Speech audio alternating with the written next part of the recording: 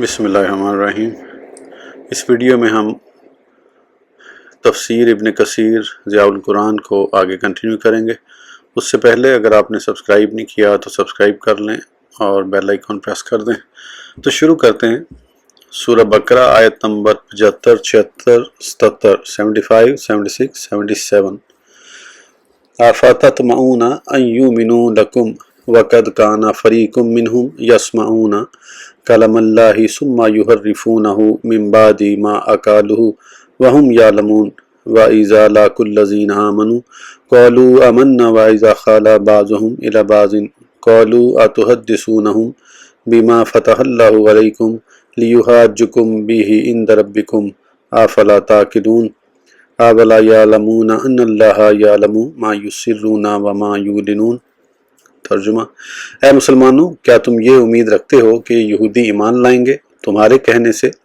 حالانکہ ایک گروہ ان میں ایسا تھا جو سنتا تھا کلام الہی کو، پھر بدل دیتے تھے اسے خوب سمجھ لینے کے بعد جان بوجھ کر، اور جب ملتے ہیں ایمان والوں سے تو کہتے ہیں ہم بھی ایمان لائے ہیں، اور جب تنہا ملتے ہیں ایک دوسرے سے تو کہتے ہیں ارے کیا بیان کرتے ہو ان سے جو کھولا ہے اللہ نے تم پر، یوں تو وہ دلیل قائم کریں گے تم پر ان باتوں سے تمہارے رب کے سامنے۔ کیا تم اتنا بھی نہیں سمجھتے؟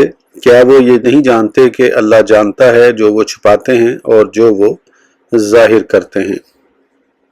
تفسیر: اللہ تعالیٰ کا ارشاد گرامی ہے، آفَتَطْمَعُونَ، اے مومنین کیا تم یہ امید رکھتے ہو، ان یؤمنوا لکم، کہ یہود کا یہ گمراہ فرقہ تمہاری اطاعت کرے گا۔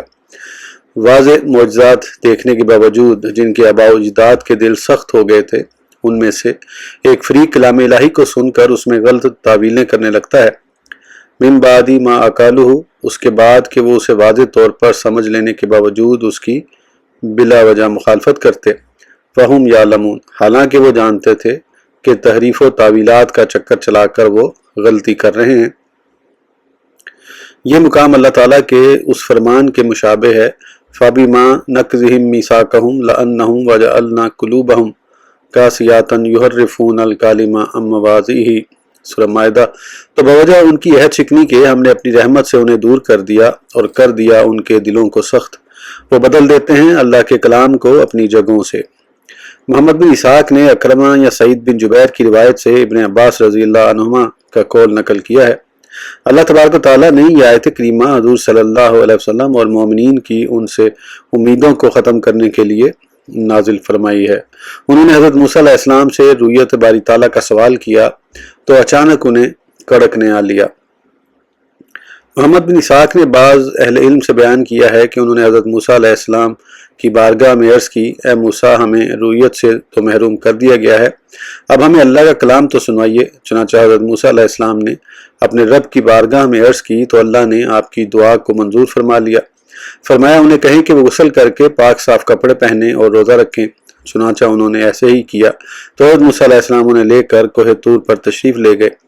جب ہر طرف بادل چھا گیا تو حضرت موسیٰ علیہ السلام نے انہیں سجدہ کرنے کا حکم دیا، وہ سب سجدے میں گر گئے۔ رب تعالیٰ نے حضرت موسیٰ علیہ السلام سے گفتگو فرمائی اور وہ سن رہے تھے کہ اللہ تعالیٰ انہیں حکم دے رہا ہے اور بعض چیزوں سے منع کر رہا ہے، حتیٰ کہ انہوں نے جو کچھ سنا تھا سمجھ لیا۔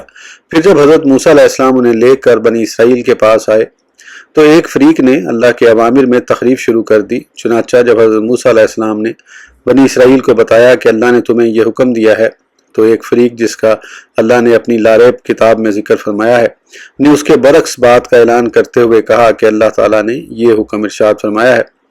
اسی فریق کی طرف قرآن نے اشارہ کیا۔ صدی کا قول ہے کہ سم یخرفون سے مراد تورات ہے جس میں وہ تحریف کرتے تھے۔ صدی کے ذکر کردہ قول میں ابن عباس اور ابن اسحاق کی نسبت عموم ہے، اگرچہ ابن جریر نے اسے ظاہر کلام کی وجہ سے اختیار کیا ہے۔ کلام الہی کے سننے سے مراد اس طرح نہیں جیسے کلیم اللہ حضرت موسیٰ بن عمران علیہ السلام سنتے تھے۔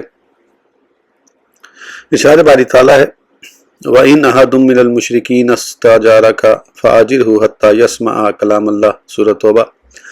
ترجمہ: اور اگر کوئی شخص مشرکوں میں سے پناہ طلب کرے آپ سے تو پناہ دیجیے اسے تاکہ وہ سنے اللہ کا کلام۔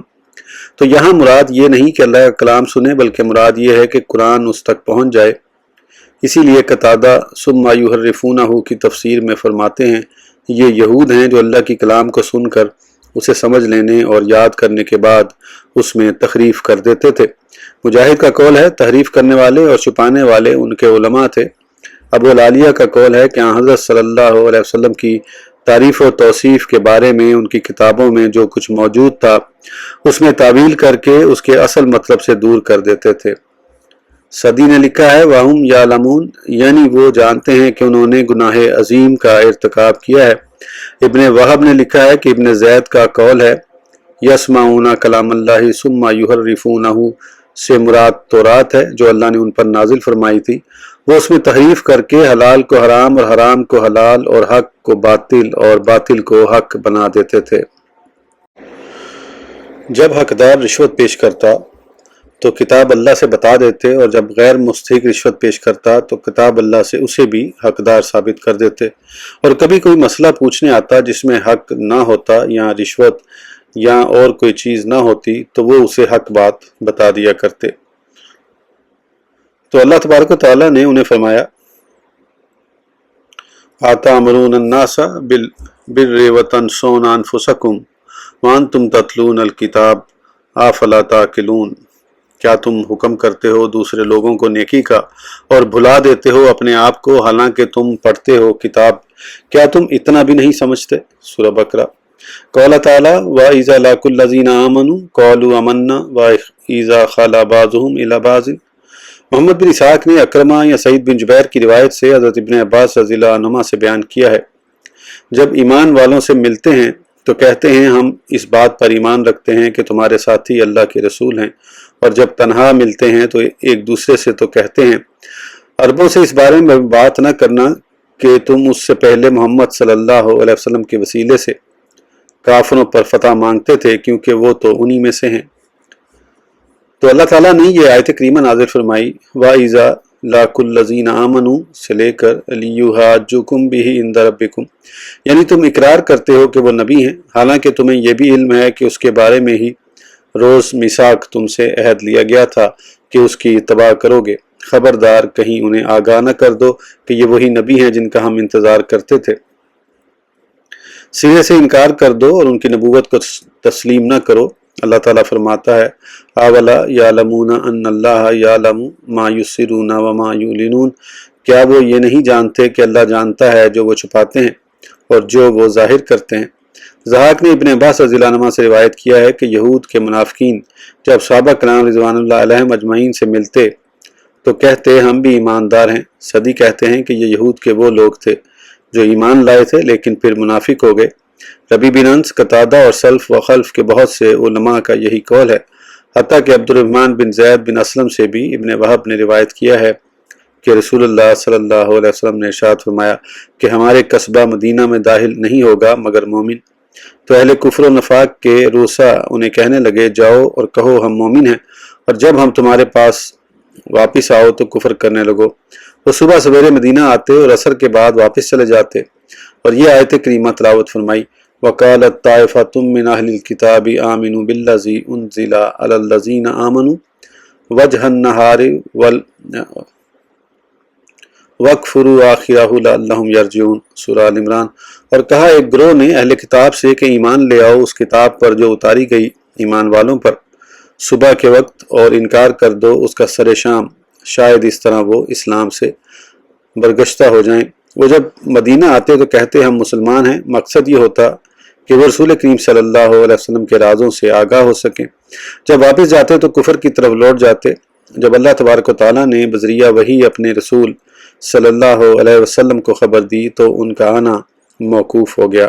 مسلمان انہیں مومن سمجھ کر ان سے پوچھتے کیا تمہاری کتابوں میں یہ بشارتیں جو حضور صلی اللہ علیہ وسلم کے بارے میں ہیں یا نہیں؟ تو وہ کہتے کیوں نہیں۔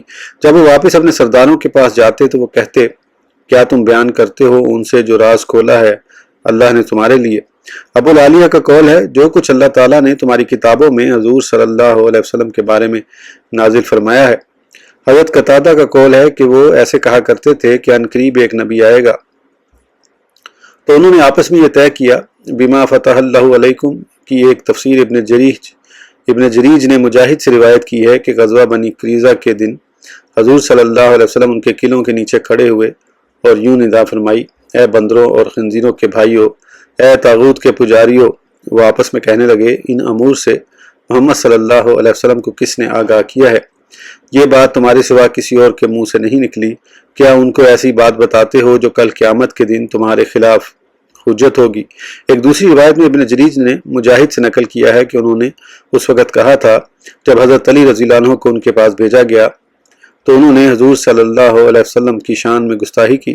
صدی کا قول ہے، کیا تم انہیں بتاتے ہو اس عذاب کے بارے میں جو اللہ نے تم پر نازل فرمایا تھا تاکہ کل کلاں تمہارے خلاف حجت بن جائے؟ یہ یہود کا ایک گروہ تھا جو مسلمان ہونے کے بعد منافق ہو گیا۔ وہ عرب مسلمانوں کو اپنے باوجداد پر نازل ہونے والے عذاب کی کہانیاں سناتے تھے۔ بعد میں انہوں نے طے کیا کہ انہیں ایسی باتیں نہ بتایا کرو کہیں وہ یہ نہ کہیں کہ ہم تو اللہ کے ہاں تم سے زیادہ معزز اور محترم قوم ہیں۔ عطا خراسانی کا قول ہے، بما قضیٰ لکم و علیکم، جو نعمتیں اور مصائب نازل تم پر ہوئے۔ حسن بصری کا قول ہے کہ یہ یہودی جب مسلمانوں سے ملتے تو کہتے ہم بھی مسلمان ہیں، اور جب علیحدگی میں ایک دوسرے سے ملتے تو کہتے محمد صلی اللہ علیہ وسلم کے ساتھیوں کو ایسی باتیں نہ بتایا کرو جو اللہ نے تمہاری کتاب میں ذکر فرمائی ہیں، تاکہ وہ تمہارے خلاف دلیل نہ بن جائیں اور مسلمان اسے تمہارے خلاف رب کے ہاں جھگڑنے کے لیے ہتھیار کے طور پر استعمال نہ کریں۔ قولہ تعالی اولا یعلمون ان اللہ یعلم ما یسرون وما یعلنون، سورہ بقرہ۔ قتادہ اور ابو العالیہ کا قول ہے کہ جو وہ حضور صلی اللہ علیہ وسلم کا انکار اور آپ کی تکذیب کرتے تھے، حالانکہ آپ صلی اللہ علیہ وسلم کی صداقت کی علامات سے ان کی کتابیں بھری پڑی تھیں۔ حسن کا قول ہے کہ وہ مسلمانوں کے پاس سے جب اٹھ کر جاتے تو خلوت میں آپس میں یہ طے کرتے کہ اپنی راز کی باتیں جو ان کی کتابوں میں موجود تھیں محمد صلی اللہ علیہ وسلم کے سامنے افشانہ کیا کرو کہ تمہاری انہی باتوں سے وہ تمہاری تردید کریں گے، لیکن جو چیز وہ چھپا رہے تھے اللہ تعالیٰ تو اس سے آگاہ ہے، اور اس سے بھی جو وہ ایمان لانے کا دعویٰ کرتے تھے۔ ابو العالیہ، ربیع بن انس اور قتادہ کا بھی یہی قول ہے۔ سورہ بقرہ آیت نمبر 78 79 مطلب 78 79۔ وَمِنْهُمْ أُمِّيُّونَ لَا يَعْلَمُونَ الْكِتَابَ إِلَّا أَمَانِيَّ وَإِنْهُمْ إِلَّا يَظُنُّونَ فَوَيْلٌ لِّلَّذِينَ يَكْتُبُونَ الْكِتَابَ بِأَيْدِيهِمْ ثُمَّ يَأْكُلُونَ هَٰذَا مِنْ عِندِ اللَّهِ لِيَشْتَرُوا بِهِ ثَمَنًا قَلِيلًا فَوَيْلٌ لَّهُم مِّمَّا كَتَبَتْ أَيْدِيهِمْ وَوَيْلٌ لَّهُم مِّمَّا يَكْسِبُونَ۔ ترجمہ، اور ان میں کچھ ان پڑھ ہیں جو نہیں جانتے کتاب کو بجز جھوٹی امیدوں کے، اور وہ تو محض وہم و گمان ہی کرتے رہتے ہیں۔ پس ہلاکت ہو ان کے لیے جو لکھتے ہیں کتاب خود اپنے ہاتھوں سے، پھر کہتے ہیں یہ نوشتہ اللہ کی طرف سے ہے تاکہ حاصل کر لیں اس کے عوض تھوڑے سے دام، سو ہلاکت ہو ان کے لیے باوجود اس کے جو لکھا ان کے ہاتھوں نے، اور ہلاکت ہو ان کے لیے بوجہ اس مال کے جو وہ یوں کماتے ہیں۔ تفسیر، اللہ تبارک و تعالیٰ ارشاد فرماتا ہے، وَمِنْهُمْ أُمِّيُّونَ، اہل کتاب میں سے ان پڑھ لوگ۔ یہ مجاہد کا قول ہے۔ امیون یہ امی کی جمع ہے، وہ شخص جو لکھ نہ سکتا ہو۔ ابو العالیہ، ربیع، قتادہ اور ابراہیم نخعی وغیرہ سے یہی مروی ہے۔ آیت کے اگلے حصے لا یعلمون الکتاب سے بھی یہی ظاہر ہو رہا ہے کہ مخاطب اہل کتاب ہیں جو نہیں جانتے کتاب میں جو کچھ مذکور ہے۔ اسی طرح حضور صلی اللہ علیہ وسلم کی صفات مبارکہ میں سے ایک صفت یہ بھی ہے، کیونکہ آپ صلی اللہ علیہ وسلم بھی اچھی طرح لکھنا نہیں جانتے تھے۔ اسی کی طرف قرآن کریم نے بائیں الفاظ اشارہ کیا ہے، وَمَا كُنْتَ تَتْلُو مِنْ قَبْلِهِ مِنْ كِتَابٍ وَلَا تَخُطُّهُ بِيَمِينِكَ إِذًا لَّارْتَابَ الْمُبْطِلُونَ، سورہ عنکبوت۔ اور نہ آپ پڑھ سکتے تھے اس سے پہلے کوئی کتاب، اور نہ اسے لکھ سکتے تھے اپنے دائیں ہاتھ سے۔ اگر آپ لکھ پڑھ سکتے تو ضرور شک کرتے اہل باطل۔ حضور علیہ الصلوۃ والسلام نے ارشاد فرمایا، ہم امی قوم ہیں، لکھنا اور حساب نہیں جانتے، مہینہ کبھی اتنا ہوتا ہے کبھی اتنا اور کبھی اتنا۔ اہل حدیث، یعنی ہم اپنی عبادات کی ادائیگی اور ان کے اوقات حساب و کتاب پر موقوف نہیں رکھتے۔ ارشاد باری تعالیٰ ہے، هو الذی بعث فی الامیین رسولا منہم، سورہ جمعہ۔ ترجمہ، وہی اللہ جس نے مبعوث فرمایا امیوں میں ایک رسول انہی میں سے۔ ابن جریر کا قول ہے کہ اہل عرب جو شخص لکھنا نہ جانتا ہو اسے اس کی ماں کی طرف منسوب کرتے ہیں۔ حضرت ابن عباس رضی اللہ عنہما سے اس کے برعکس ایک اور قول بھی مروی ہے جس کے راوی ضحاک ہیں۔ آپ رضی اللہ عنہ نے فرمایا، امی سے مراد وہ قوم ہیں جنہوں نے نہ تو کسی رسول کی تصدیق کی اور نہ کسی کتاب کو مانا تھا۔ اپنے ہاتھ سے لکھی ہوئی کتاب کو ایک جاہل قوم کے سامنے پیش کر کے اسے کتاب اللہ ثابت کرنا چاہتے تھے تو اللہ تعالیٰ نے فرمایا کہ وہ اسے اپنے ہاتھوں سے لکھتے ہیں۔ اللہ کی کتابوں اور رسولوں کے انکار کی وجہ سے انہیں امی کا لقب دیا۔ ابن جریر لکھتے ہیں کہ اول تو یہ تفسیر عربوں کے محاورات کے خلاف ہے، کیونکہ امی کا اطلاق عربوں کے نزدیک اس پر ہوتا ہے جو لکھتا نہ ہو۔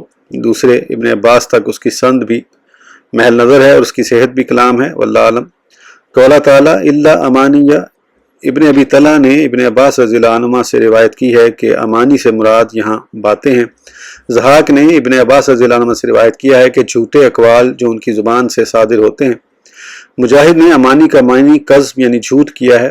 ابن جریج نے مجاہد سے نقل کیا ہے کہ بعض یہودی اپنی کتاب کے بارے میں کچھ بھی نہیں جانتے تھے اور اپنے گمان سے وہ بات کہہ دیتے تھے جو سرے سے کتاب میں موجود نہیں، لیکن دعویٰ یہ کرتے کہ یہ کتاب سے ہے اور اللہ کی کلام ہے۔ امانیہ آرزوئیں اور خواہشات جو ان کی کل متاع تھیں۔